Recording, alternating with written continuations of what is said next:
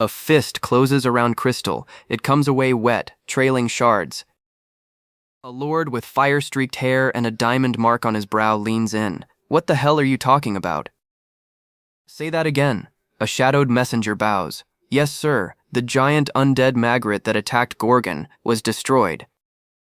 A fist clenches to white. That can't be. In order to fight a giant undead, you need to be a 9th stage adapted player in the Great Realm with a rank higher than a lieutenant general. There are only 3 giant undead in all of Chaos. How on earth did someone manage to defeat one of them?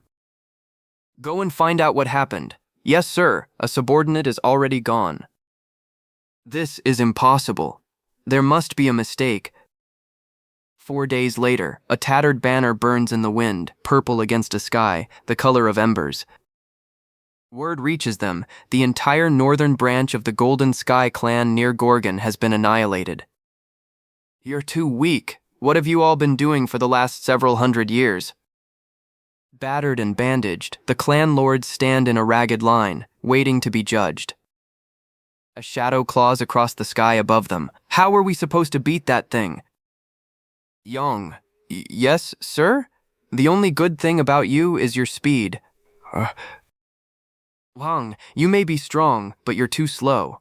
Myung, you think too much before doing anything. Gukryung, you're quick and you have good instincts, but your endurance is terrible. Finally, Caiman. You're the best one of the group. You've mastered the basics, and you don't really have any flaws. But at the same time, there's nothing about you that stands out. You all have something in common. You've already become something without really trying.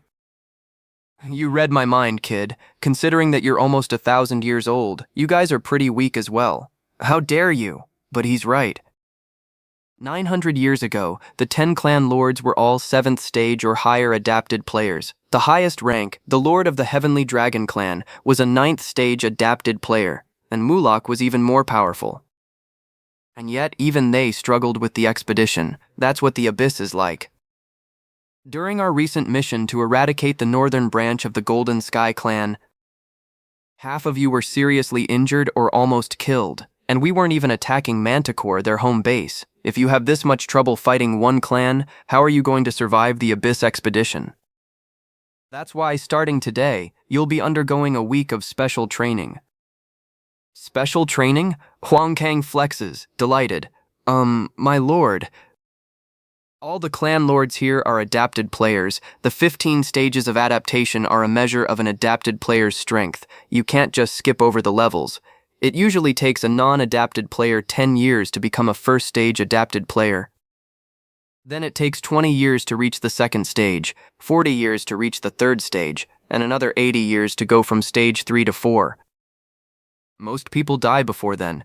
That's why they refer to 4th stage or higher players as higher stage adapted players. What are you trying to say? By any chance? Are you trying to turn us into awoken ones? Awoken ones? Based on what I've heard, awoken ones can reach higher stages through sudden awakening, rather than by consistently accumulating experience. That's right, I'd like to turn you into awoken ones. If you're willing to abandon your own world, that is. What do you mean? There are 3 stages on the path to full awakening. The first one is destroying the world of adaptation in which you've been living until now. Those who reach this stage develop the vision to deconstruct and see the essence of this world. Is he talking about suspicion, destroying the world of adaptation? I think he's telling us to throw away all the benefits we receive from the system, like skills and status. Oh, is that what he meant? Yong, how on earth did you become the lord of the Thunder God clan with that brain of yours? Humph, I may not be the sharpest tool in the shed, but I am an over-adapted player. An over-adapted player, one with an excessive affinity for skills and the interface system. They grow 10 times, even 100 times, faster than an ordinary adapted player. Thanks to the system's blessing, most of the strongest warriors, including the 12 masters, are over-adapted players. You imbecile! Everyone here is an over-adapted player. It wouldn't be easy for them to throw away an advantage like that. I'm not an over-adapted player. As long as I can get stronger, I'm more than willing to get rid of my skills and this whole world. I just want to keep my hatred for the masters. Caiman, do you have any idea what you're saying? That would mean throwing away everything we've worked to build, and losing everything we have might not be our only problem. You haven't forgotten about the Great Disappearance, have you? The Great Disappearance. It all started with the appearance of rupture. They suddenly appeared in the Great Realm 700 years ago. We're going to fight the cultivators.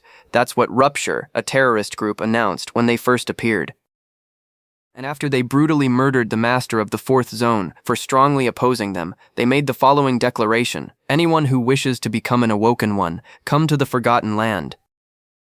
Deny your world. Tens of thousands of adapted players gathered in the Forgotten Land, but hardly anything is known of what happened after that. They simply vanished. All of them, only a few of them returned, including someone I know. Apparently, they all became awoken ones, although it was only first stage awakening. What happened to them? All of them took their own lives. They all suffered from extreme schizophrenia. Some of them lost their minds, and others lost their memories. The symptoms were all different, but they had one thing in common. None of them knew who they were anymore. Young, let me make two things clear. First of all, I'm not a member of Rupture, although I understand that you're suspicious of me because I'm an awoken one. Second, as you said, awakening can be risky. That's why I won't force anyone to undergo awakening. I'll only be taking volunteers. Then what about those who refuse awakening? I'll make them strong as well. How? By increasing their adaptation level. What? Weren't you listening to the Lord of the Forest School Clan a minute ago? It's impossible to boost your adaptation level in just 1 week. There's not enough time. That's not a problem. Come with me, everyone. Boots ring off crystal as they climb toward a spired hall of blue glass. A bearded gatekeeper waits at the threshold, arms folded. Welcome, my lord. Is it ready to go? Yes, sir? Wow. Was this whole building made from the horns of horned beasts? Then show it to them. Light tears open above them, a blade of it swinging down.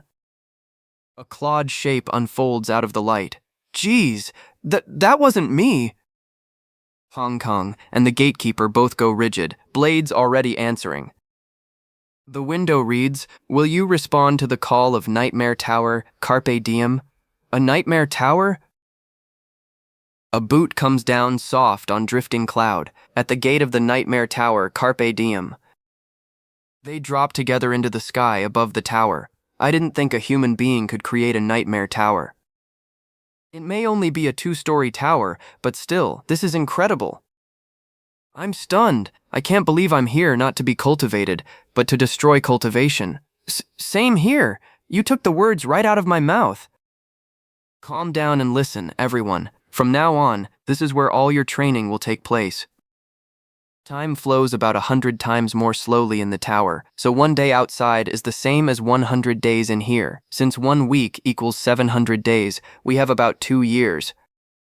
1 week outside becomes 2 years within, but the rate of spirit contamination is also quicker because time is slower. The higher time density increases spirit fatigue. A tendril snatches the gold-helmed lord off his feet. As a precaution, I equip the tower with a function that automatically logs you out when your spirit contamination reaches 80%. There are plenty of horns outside the tower, so there's no need to worry about contamination. My lord, I didn't think you had a heart. That's so thoughtful of you. What? I'm at your service for life, sir. The ground splits, ember red against cool blue. Now we'll divide you into those who want awakening and those who don't. Whoever wants awakening, stand on my right. Those who just want to increase their adaptation level, stand on my left. Pink petals tear across the sky. Huh. How dare you underestimate my skills? Humph, you may be fast, but you can't keep up with the thunder god. Fire swallows the sky around him. Ice shatters, and flame spins to answer it. The blast catches Hwang Kong full in the face. Speed doesn't matter. What's most important is destructive power, and I'm the king of destruction. A feather fan snaps open. You're all so pathetic. No wonder you're not getting any better. They scream as the ground rushes up. I see. A towering, winged shape looks down at the group. Are you the only one who wants awakening, Caiman? The headbanded fighter nods once. So, how exactly do you plan on increasing the adaptation level of those who don't want awakening? It's not easy for higher stage adapted players like us to level up. A shadowed figure sits cross-legged inside a pillar of ice blue light. Either we need to reach a certain awakening level, or we have to level up by learning a new elite level skill. That's not a problem. Do you have any idea how hard it is to find elite level skill books? What do you suggest? Are we supposed to rob the safe of one of the 5 families? Families? A memory flashes of the Thunder God's lightning. Been there, done that. You don't always need a skill book. You can learn from a teacher. So you're going to teach us? No. Then who? No, it can't be. Jaehwan smirks. That's right. As of this moment, you're going to teach each other. Mugeuk Shin thinks the idea to make them learn each other's skills was truly remarkable. The clan lords are so proud and haughty that I'm sure the idea never even occurred to them. Having said that, lightning tears the sky open. Who's the strongest clan lord? The gold-helmed lord charges with lightning. Huang Kang swings in, fire trailing his fist. Gekang Jia throws both hands out, and Violet force tears loose. Me, of course. The blast swallows all 3 of them. You damn fools. Mugeuk Shin thinks, I'm not sure if the castle lord's plan will work. I wonder how Caiman is doing on the 2nd floor. Blue light crosses itself in the dark. How many times have I repeated this same thing? Caiman drives an ice blue blade forward. Hundreds of thousands of times? 1,000,000 times? No, probably 10 million times. Hurry up, Caiman. Caiman's blade tears the dark 3 times over, Jaehwan watching behind him. Can I really get stronger like this? Why are you still asking me that? You should be able to sense it by now. His blade catches light and holds it. Are you still afraid that you won't be able to beat the other adapted players? I know better than anyone that I have no talent. No. Unlike the other clan lords, blessed by being over-adapted, Caiman reached his level through hard work, determination, and earnestness. And he hasn't forgotten himself even after discovering suspicion. It's not talent that leads a person to awakening, it's that kind of willpower. Do you really believe I can do it, my lord? Yeah, I do. So trust me. Caiman's jaw sets. Their hands close together.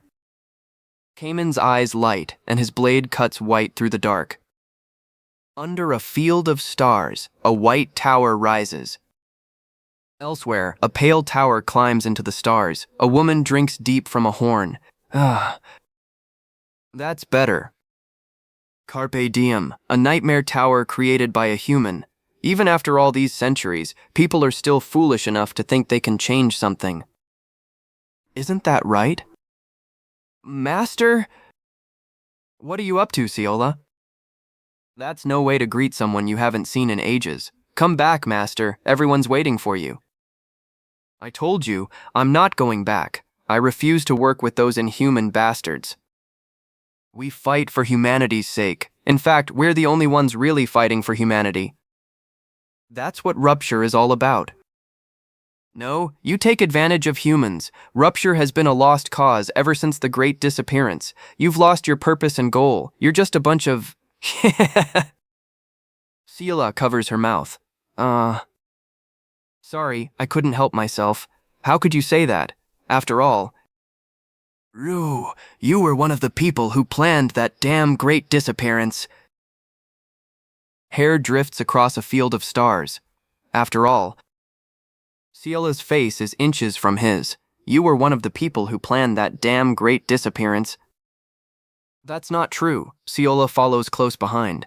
Of course, it didn't happen exactly as you planned, but you didn't stop the Great Disappearance. You just let it happen. And I appreciate that, because I wouldn't be here now if it weren't for you. You know, Master, some people in Rupture are still trying to achieve awakening using the techniques that you taught us. People without any talent or connections. They swing their swords at each other thousands of times. Wine trickles into a cup, and in the process, they kill each other over and over. Only a few of them survive long enough to reach 1 billion sword strikes. Once they're desensitized to life and death, they start to see the world beyond our human perspective. That's when they finally learn dissociation, the first concept of awakening. His hand closes on the hilt. Dissociation? That's the wrong concept. He draws in one motion. There you go again. What do you know? You're not even fully awoken. The white realm of remembrance. Your unique world hasn't changed one bit. You're so afraid of losing your humanity that you haven't drawn anything in your own unique world. But I filled mine, and I became the second in command of Rupture. What the? Blood streaks the frozen ridge, chains bite into stone. I heard you became one of their leaders. Does this mean you finally reached third stage awakening? Third stage awakening? Do you really think I'm only at the third stage? He plunges downward through the red. Among the skulls, a stranger flinches. Well? Blood pours over the ruin of a face. Does this look familiar? It's the Great Disappearance. How does it feel to see your own masterpiece? The landscape of death. Dead hands reach through the rain of blood. Master, the living don't imitate the dead. You know as well as I do that nothing changes in the abyss. The world will never change. Just come back to Rupture with me. It can change. What? I said it can change. Chaos is going to change this time. I can't believe you still have that look on your face. Has he changed you? You're doomed to fail. Just like you failed in Chaos 900 years ago, and in the Great Realm 700 years ago. Just like when you abandoned us and ran away. But you're free to try again if you like. Rupture will be watching you. A single drop falls, and rings spread across dark water, the first stage of awakening. Suspecting the world, a young Caiman floats upside down, meeting his own reflection in the dark water. Second stage of awakening, understanding the world of suspicion. The third stage still waits, out of reach. Young Caiman opens his eyes beneath the water. A crescent mark shines on his headband. A hand reaches up through the dark. Below, young Caiman plunges through the current. Snap out of it, Caiman. A horned shadow leaps down on him, spear raised too late. Ugh. Don't disappoint me, Caiman. Fight with all your strength. Light splits the dark in a cross of blades above him. His eye goes wide. Something breaks apart around him in the dark. I can't think of a way to beat him. I can't even fully comprehend the Castle Lord's power. I'm still wondering. Can I really get stronger? What have I been doing with my life? Don't let the world limit you, Caiman. His eye ignites with light, the third stage of awakening. A wave rears over him, and he holds his ground, blade raised. A great wave curls overhead like a wing against the dark. Water coils around his blade like claws as he grins. Forgetting the self this world made for him. He drifts upward, weapon in hand, his eye glares open. Oblivion. Water churns and folds in on itself. Ripples cross the water's surface, one drop after another. He braces against the current, spear driven deep. Congratulations. You finally reached the third stage. Am I really stronger now? Much stronger, but the Castle Lord is only a third stage awoken one himself. Something vast stirs far below. Two small figures drift above a churning spire of rock. And yet, no matter how hard I try, I don't think I'll ever catch up to him. The current expedition is too disorganized. Are you refusing to acknowledge the Castle Lord as the head of the expedition? The assembly of the three castles, in a conference room within Gorgon's inner castle. Gorgon can't organize its own expedition. That violates the Four Castles Agreement. The Four Castles Agreement hasn't been in effect for ages. Who cares about that? You never said a word while we were assembling the expedition. Why are you suddenly complaining about fairness? How dare you, Yong? The reason we've gathered here today is because of the Golden Sky Clan incident. Everyone, calm down so that we can get back to the topic at hand. Alright, now that you mention it, I'll just say what's on my mind. I think we should choose another expedition leader after conducting a fair evaluation. He does have a point. And where is the castle lord himself? I'm sure he was notified of our meeting today. That's right, he was notified. They sent out a notice that there would be an assembly of the 3 castles as soon as the castle lord left, before we even had a chance to refuse. A carrier falcon arrived with a message that Garuda's delegation had already left. Everyone from the adaptation team has returned, but the castle lord hasn't returned from the awakening team yet. Without our leader here, Gorgon is currently under their control. Are we really going to trust some 50-year-old kid to organize an abyss expedition? And you want to make him the leader of the expedition? What's gotten into you all? Or are we going to hand chaos over to some nobody? His question dies in his throat. Say that again, I dare you. What do you think you're doing? Are you suggesting that we fight this out? If you want to change the expedition leader, you'll have to fight us first. Because we have no intention of changing leaders. Wind rushes down through the empty stands. 2 figures wait, facing each other, inside the golden crest cut into the arena floor. Are you really going to fight me? Yong-yun's voice carries across the rooftop. Why? Are you scared? Hwidong answers, already closing the distance. I'll let you have the first strike, Hwidong says. I was going to strike first anyway, Yong-yun says, lightning already coiling around him. Lightning claws up his arm and jaw. He grins into it. The strike comes in a blaze of white lightning. Hwidong doesn't move. He's already through, lightning trailing behind him. Hwidong plants his feet as the shockwave rolls over him, hair and robe tearing in the wind. You sure are quick, Hwidong says, hair snapping in the electric wind. He leaps into the wall of light. It closes over him at once. His claw catches the charge and holds it. His eye narrows. Lightning floods the sky above him. He drives down through the light, and the ground answers. I'm surprised, Yong, Hwidong says as their strikes lock. I can't believe you've only just reached 7th stage adaptation, Hwidong says. Didn't you reach the 7th stage recently? Yong-yun answers. Yong-yun grits through the current tearing at him. I admit you're stronger than I thought, Hwidong says, reaching out. However, Hwidong says, golden discs blooming around him. No matter how hard you struggle, you can't overcome the limitations of your own adaptation level, Hwidong says, golden blades hanging in the air around him. He crouches low, gold collar glinting against the teal light. The air around him draws tight. In other words, you can't beat an 8th stage adapted player like me, Hwidong shouts, and unleashes Meteor Blast. Golden blades tear through the air around him. I'm done messing around, Yong-yun says. Yong, Hwidong shouts as their blades collide again. Hwang Kang watches from the stands, jaw set. Beside him, Jaehwan doesn't look away either.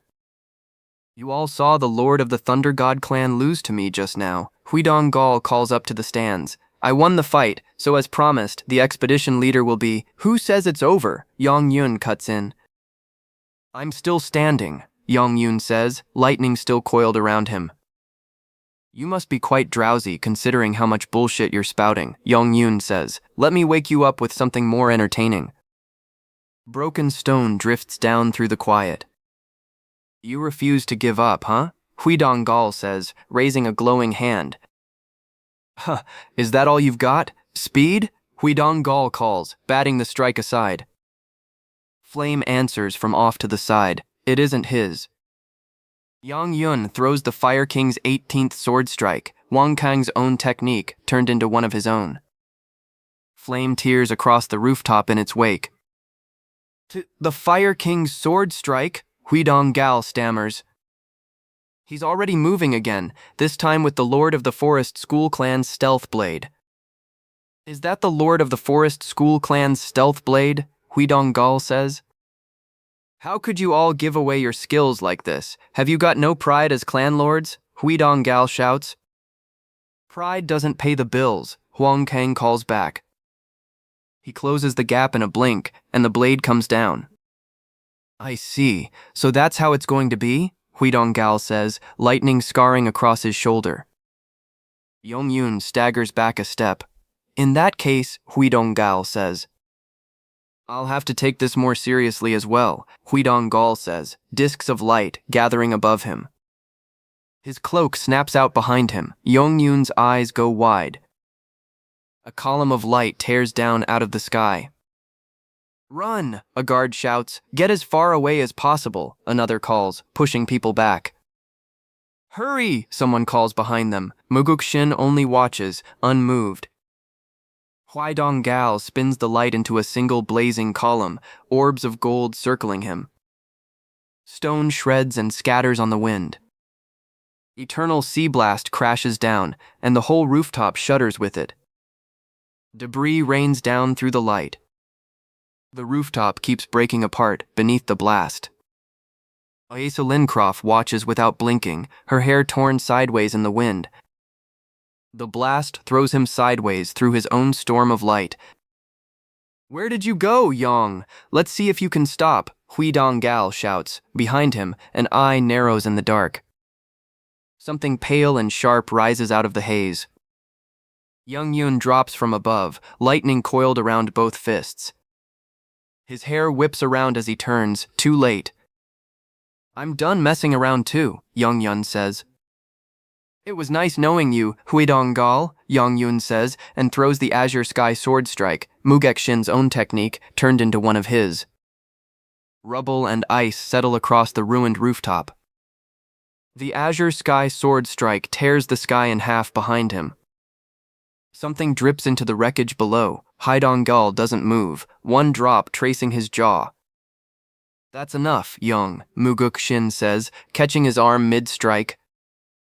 Hwidong I assume that you admit defeat, Mugeuk Shin says. You weren't really going to unleash the guardian horned beast Garuda, were you? He was going to use an anti-undead weapon here, Jaehwan says.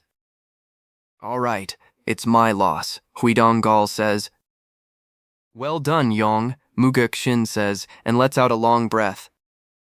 Hwidong lost to Yong. Who's next? Mugeuk Shin calls out. Who wants to fight me?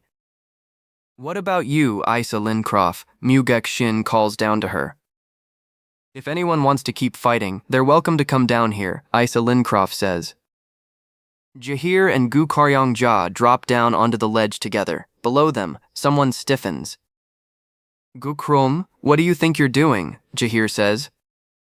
I've switched sides, as you can see, Gurgurangja says. What? But why? Mugeuk Shin says. What are you doing, Gukyung? I have a feeling, Gurgurangja says, walking away, that this side is more likely to win. I'll fight you, Mugeuk, Gurgurangja says. Hwang Kang catches something in the flat of his blade, a shape, moving toward them. Hwang Kang's jaw tightens as the figure keeps coming. Long time no see, Cheon-il Bang says, extending a hand. What's a master doing here, Jurgen Cheever says. Was he the one behind the assembly of the three castles? Cheon-il Bang. The common enemy of chaos, who slaughtered countless spirits 900 years ago, Cheon-il Bang says, and stole the fruit from the tree of illusion. I didn't expect to see you back in chaos. Don't be so bitter, Mugeuk. Come with me, Cheon-il Bang says. The Master of Steel misses you dearly, my friend, Cheon-il Bang says.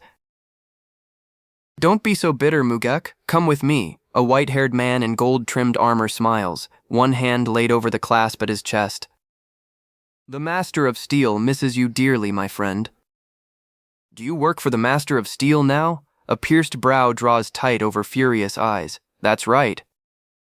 My master can't resist people from the Murim like him. The fifth zone is like a little playground to him. A vast fortress hangs against fire-lit cliffs, an armored shoulder filling the foreground. Heo must be pretty desperate if he was willing to accept an asshole like you. Aw, are you still upset about what happened all those years ago? Hugh forgave me pretty quickly, but you still haven't, I see. Don't be like that. We're all from the Murim. We've been through a lot together, haven't we? Mugeuk's eye narrows to a livid slit. You have the nerve to say that after you betrayed the Murim? Mugeuk hurls himself forward, a chained blade whipping loose behind him. Mugeuk's arm cuts through the air, fingers spread taut with force. The strike lands. Golden light tears sideways as Mugeuk grits through the shock of it, the white-haired man's outline steady behind the blaze. This is no way to greet someone you haven't seen in 900 years, Mugeuk. The white-haired man grins into the light. Cheon-il Bang. First Dryad and Garuda, and now even the ladies of Faith Clan? How long have you bastards been manipulating them? Steel meets fire in a blinding crash. I have no idea what you're talking about. We simply help them make the best decision. Cheon-il Bang catches the blow bare-handed, claws of pressure raking the air. You, the castle lord of Gorgon, and a few others were simply living in your own little delusion. Blades clash in a shower of fire and light. How pitiful.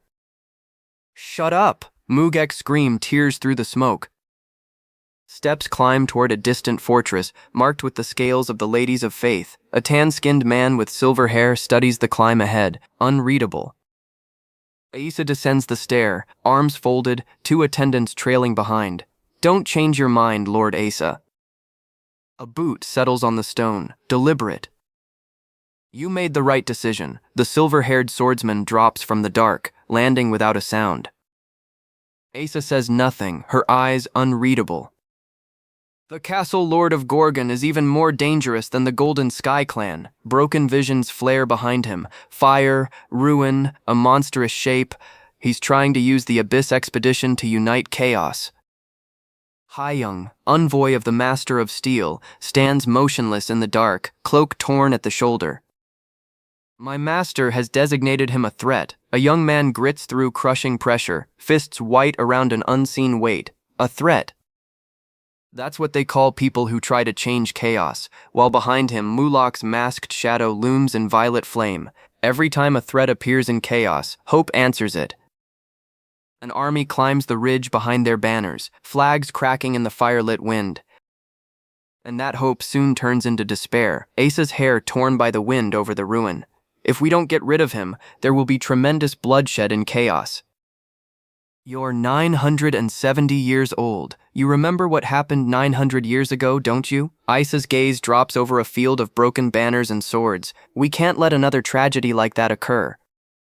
Join us. The silver-haired swordsman extends a mailed hand from the dark. In 1 week, there will be an assembly of the 3 castles in Gorgon. But I wonder if I'm doing the right thing. Asa's hand tightens on the balustrade, the swordsman watching from the shadow below. Why don't you just give up? Cheon-il Bang's strike connects, gold light tearing across the dark. You can't beat me, Mugeuk. You know that, right? Mugeuk's sandal skids across the boards, his whole arm clenched against the light bearing down on him. Steel cuts down in scarlet light, the azure sky sword strike, unleashed to its full length. Mugeuk's fist closes around white hair, hauling Cheon-il Bang down into the blade's path. An eye widens against the light, gauging the strike's arc. The azure sky sword strike detonates around him, cratering the stone in a ring of fire. As you know, there's a big difference between each adaptation level. His fist glows, catching the blade cold. But the difference between the 8th and 9th levels is the greatest one of all. Cheon-il Bang grins into the hiss of his own power. Mugeuk's teeth grind, fury burning behind his eyes. Come see me after you've reached the 9th level. Cheon-il Bang catches the punch bare-handed, his grip flaring bright. You can't even be able to scratch me until you've become a master. Mugeuk raises his blade, and the whole rooftop answers, gold light tearing upward around him. The blast tears the ground into a burning ring, distant shapes lie broken at its edge. The masters really are on a different level. He just knocked Mugeuk out in 1 hit. Cheon-il Bang stands smiling in the drifting smoke, knuckles still smoking. The handsome master isn't even one of the grandmasters in charge of the 12 zones, nor is he a general or a warlord, the 2 most powerful ranks after the grandmasters. He's a lieutenant general, the lowest among the 3 leading ranks. Why on earth is the castle lord assembling another Abyss expedition with masters like these? They don't stand a chance of winning. It's time to let go of your ridiculous hope. You can't win. Haven't you already risen high enough within chaos? Don't try to reach the sky unless you can fly. A vast, dark hall opens above them, Cheon-il Bang standing over Mugeuk's fallen shape. A broken blade lies discarded in the dust. Somewhere close, an eye opens in the dark, watching. You'd better stop this right now or I'll annihilate Yo. The threat is cut short as something rushes in, gold light exploding across Cheon-il Bang's startled face. What do you think you're doing? Pale tendrils lash through the dark like a living whip. You're not seriously going to keep fighting in that condition, are you? Mugeuk grips a short blade, breath ragged, steam hissing off his skin. 900 years ago, we lost the fruit of revival to you bastards from the regeneration palace. He drags in a ragged breath, blade raised and shaking. We lost many of our beloved companions as well. Rain drips into the dark. I've never forgotten the humiliation we suffered that day, not even for a second. This time is going to be different. Cheon-il Bang. Mugeuk drives his blade down toward him. Oh? Mugeuk, you fool. Cheon-il Bang's fist cracks forward, the whip-haired stranger watching from the edge of the blast.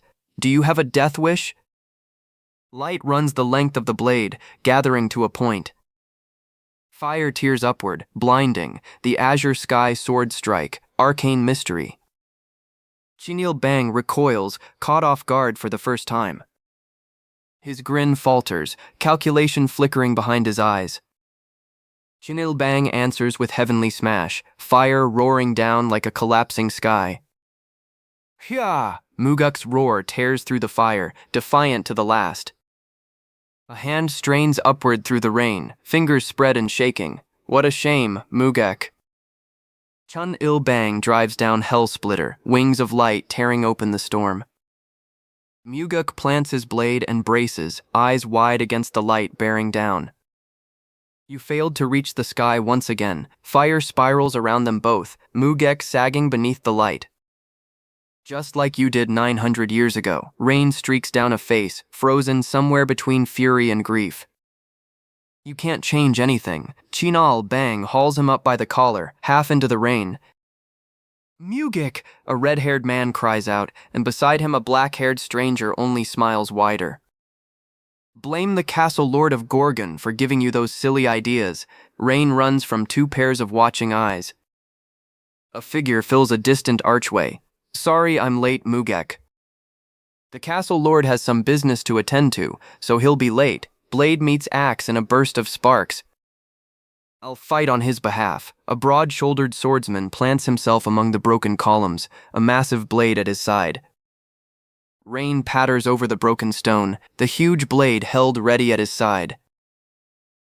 The castle lord has some business to attend to, so he'll be late. A voice carries through the storm, and a bandaged hand closes around a waiting blade. I'll fight on his behalf, Caiman says, planting his weapon before him. What on earth is the castle lord doing? Jurgen Cheever snaps. The Abyss expedition is about to fall apart before it even gets off the ground. Relax, Mr. Prime Minister, Caiman says, stepping down through the rain. I'm here now. Everything will be fine. Are you okay, Mugeuk? Caiman asks, closing the distance. Caiman, Mugeuk breathes, recognizing him. Don't even think about it, Mugeuk says. You're no match for him. It's all right, Caiman says. Don't worry about me, sir. You two, get everyone out of here and stay as far back as possible, someone calls, and Myung-jae-gal rounds on them. What are you talking about? Not even Mugeuk could defeat him. Myung-jae-gal presses on.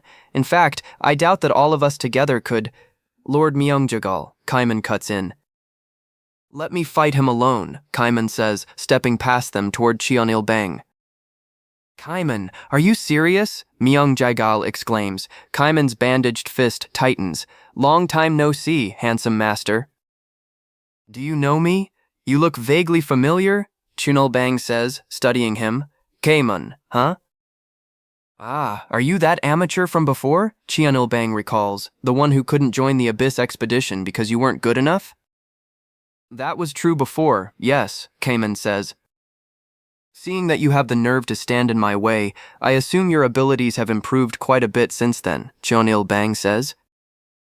Would you like to see for yourself? Caiman asks, weapon flashing. In that case, Cheon-il Bang answers. Let's see what you've got. Cheon-il Bang says, his hand alight. Caiman's blade tears through the rain toward him. The two forces meet, and the storm around them buckles. Caiman drives forward again, weight behind every strike. Cheon-il Bang gives no ground, matching him blow for blow. Something in Caiman's strike catches Cheon-il Bang off guard. He staggers back, half a step, reassessing. Very impressive, Cheon-il Bang says. What was that skill just now? It's not as powerful as a strong stab, Caiman says, but it's much stronger than a normal stab. It's called a full-force stab, Caiman shouts, driving the blade forward. You'd better try your hardest, Cheon-il Bang warns. If not, I'll kill you. Kill me? Cheon-il Bang echoes, dark energy cracking to life around him. Are you kidding? He laughs, lightning arcing from his shoulders. Do you seriously think someone as weak as you? Cheon-il Bang begins, wings of dark flame unfurling behind him. Could kill me? He finishes, and the attack crashes down. The blast tears through the stone between them. Caiman holds his ground against it. Debris and rain scatter around him in the aftershock. Prepare to die, Caiman says. Huh. Cheon-il Bang breathes, almost amused. Looks like you've forgotten your place, Cheon-il Bang says. The memory rises unbidden, a shadowed figure's voice, calm in the dark. Congratulations. You finally reached the third stage, Jaehwan says, offering a hand. Thank you, Caiman answers. But sir, have I really gotten stronger in just 2 years? Caiman asks. 2 years? Jaehwan says. The time dilation here on the second floor is different from the first floor where the other clan lords are. The mentor's smile is faint in the dark, almost amused. Back in the present, Caiman's eyes flare with the same blue light. Caiman calls up power of the great sea, and water rises around him in a towering column. An awoken one? Cheon-il Bang says. I heard that the castle lord is an awoken one, but I didn't know there was another one. The wave breaks over him before he can say more. It carries him back across the ruined plaza. You can't beat me with these little tricks, Cheon-il Bang roars. He gathers himself, snarling against the flood. Cheon-il Bang's eye goes wide. Hia! Caiman drives a strong stab through the gap. The strike lands square, and the ground shudders under them both. Cheon-il Bang is thrown back across the courtyard. He crashes through pillar after pillar before he stops. Rain fills the new-made crater in silence. The dust settles over the broken stones. Caiman stands over the crater, his strike carved, and Cheon-il Bang doesn't rise. He lies still in the wreckage, breath ragged. Cheon-il Bang gasps, forcing himself up. One more time, Caiman says, closing in again. A blade of violet light lashes in from the dark before Caiman can strike again. Yong, Caiman says, breaking off. The castle lord warned me about you, Gukryong-ja says. He said you'd probably change sides soon. Just give up, Caiman, Gukryong-ja says. You may be stronger now, Gukryong-ja says, watching him across the ruin, but you can't win against a master after training for just 2 years. Think of the consequences of this. Just 2 years? Caiman echoes, weapon raised, the flood surging around him. I practiced stabbing, Caiman says. For 200 years, Caiman finishes, and he unleashes Spiricide. The blast tears down the length of the courtyard. Ice and stone are swallowed in the flood of light. Huang Kang plants himself between the blast and the man sheltering behind him. Jurgen Cheever watches the light tear across the sky and says nothing. When it clears, the plaza is a crater open to the storm. He won? Mugeuk Shin says, staring. This must be why the castle lord sent Caiman here to fight for him, he thinks. He wanted to show us that we shouldn't rely on him. Chaos must learn to stand on its own, he thinks, looking down at Caiman. And the castle lord knew that. The record plays back the shock of it, the handsome master, lieutenant general of the 5th Zone, beaten. Victory goes to Caiman, lord of the South Sea clan. You're the only member of the delegation to change your mind. Caiman, you persuaded me to come here with you. But they know better than anyone how terrifying the masters are. Caiman, do you really intend to fight the masters? Yes, I do. The Golden Sky Clan doesn't even begin to compare to the Recovery Palace. You may have defeated the handsome master, but he was only a lieutenant general, the lowest among the 3 leading ranks. You may have to fight masters more powerful than him. I know. We already ran away once, 900 years ago. I don't intend to run away again. Caiman, as someone who isn't an over-adapted player, he's always struggled with a sense of inferiority. He fell into despair when he hit a wall he couldn't overcome through effort alone.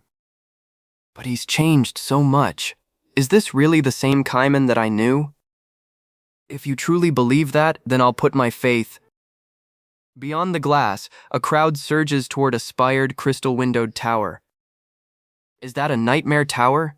That's right, the Castle Lord of Gorgon and the Daybreak Craftsman. Have you been cultivating people here? I know it looks like that, but it's not cultivation. No one in that tower is a product. Because the tower has no cultivator. A tower without a cultivator? Is that where Caiman became so strong? Isa Lincroft, see for yourself. Chaos can stand on its own 2 feet now. A young man grips a hooded companion's sleeve, eyes fixed on the crowd. Even the civilians are heading for the tower. But why? They were so afraid of it. Because they've been eagerly waiting to choose for themselves. It won't mean anything to them unless they personally reclaim the freedom that we lost 900 years ago. I see. You've decided to believe in yourselves again. Where's the Castle Lord of Gorgon? The assembly of the 3 castles must be over by now. Yeah. Are you sure it's okay for you not to go? They probably brought some very powerful warriors with them. Caiman can handle it. I bet he's even stronger than you now. What? He has at least another century to go before he can beat me. Didn't you just start over again too, old man? I guess so. But why? You were so close to 3rd stage awakening. Because I went about it the wrong way. So if you begin the journey to awakening with the wrong concept, it can take you in a totally different direction, huh? Did you know? I knew that you viewed the world differently from me.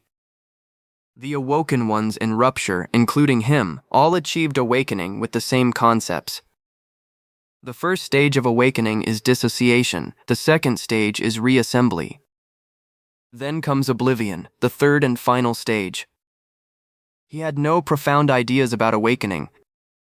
He just killed enemy after enemy in battle. He didn't question dissociation, and he didn't agonize over reassembly. He achieved awakening without any of that. But this guy was different. Suspicion means questioning your own existence, while understanding means agonizing over the reason a world exists at all. It's an endless process of questioning and agonizing. Even after you obtain your own unique world, you have to keep reflecting on the justification for it. It's a long and difficult journey. Let me ask you something. How old are you? Again with that age stuff? The 3rd floor of the tower was completed a few days ago. Michael says the time density there is 100 times denser than the 2nd floor, and you were away from the 2nd floor for 2 days in chaos. I bet he was on the 3rd floor for those 2 days. How many years did you train for? 2,000. What? You're kidding. You expect me to believe that? What's the matter? Are you afraid I'm older than you now? Are you making fun of me? How long were you in that tower? Not as long as you think. It's time to get going. Humph, I don't care if you're 1,000 or 2,000 years old. You'll always be a kid to me. You wouldn't change if you lived another 200 years, old man. Are you really going straight to the Recovery Palace? Yep. The Recovery Palace won't be easy to beat. Why don't you wait until there are more awoken ones in Gorgon? You could still attack the Recovery Palace then. Do you think the masters will wait for us? They'll expect us to gather more awoken ones before attacking them. That's why we have to strike while their guard is down. Besides, I don't intend to fight everyone in the Recovery Palace. I just need to get rid of the most important thing there. Ah, you're going to steal the fruit. Oh, and one more thing. The dream demons have a treasure that turns the living into the dead. The narrow gate, a great golden ring, wrought like a door, waits behind him. I've heard that you can enter chaos alive by using the narrow gate. So if I just steal all the fruit and destroy the narrow gate, then the masters won't be able to cross over into chaos anymore. Of course, they can still come here if they die, but not many of them would be willing to go that far. Besides, they'd still have to get past this place. Manticore Fortress guards the path to the Recovery Palace. And the Golden Sky clan has currently occupied Manticore. They're not going to let us through without a fight. What are you going to do? What do you think? A blue blast tears through stone and dust. The same thing I've always done.